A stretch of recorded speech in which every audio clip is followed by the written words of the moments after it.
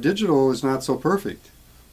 A lot of people think that, well, once we're in the digital domain, we can do all these things to it, and it's not true.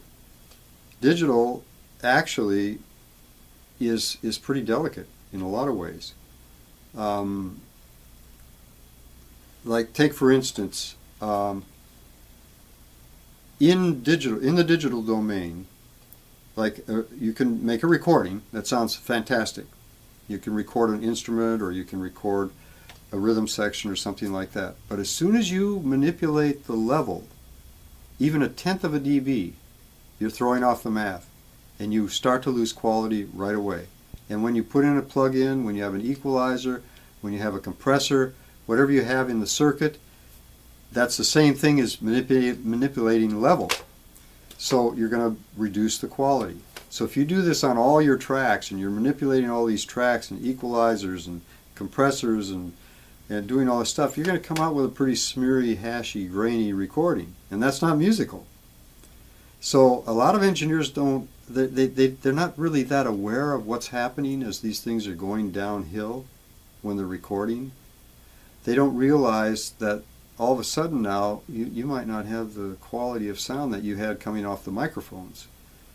And a lot of people feel it before they actually are aware that it's happening. They just aren't getting the same feeling from the music anymore. There's something about it. It's just not doing anything to me anymore. It's not making me feel the way it used to make me feel.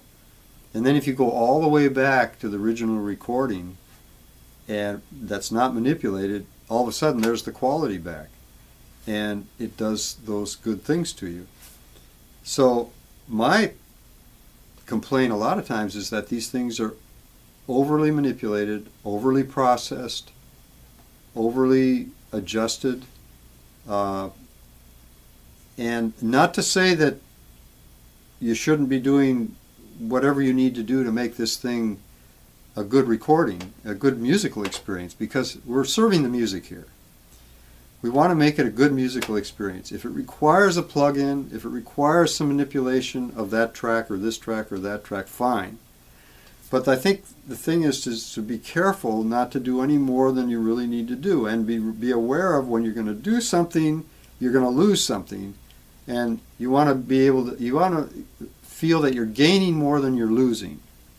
So I think a lot of people aren't conscious of where the quality is going when they're manipulating these signals, when they're dealing with these signals. They're not aware that it's going downhill at the same time they're doing something to the signal.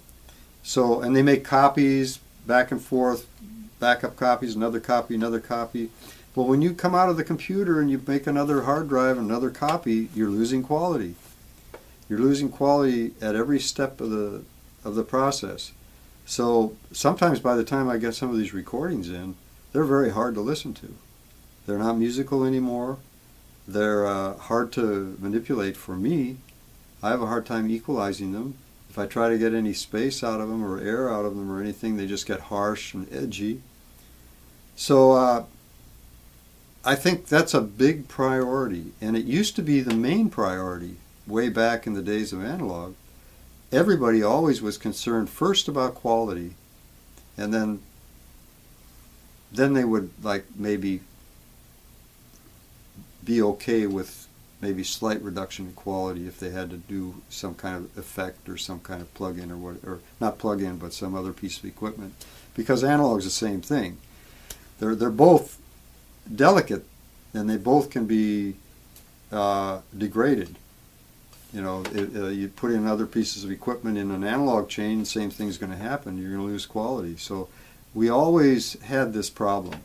The more manipulation, the more equalizers, the more compressors, the more this, the more electronics, the more things you have in the circuit, you're probably going to come out with a lower quality sound.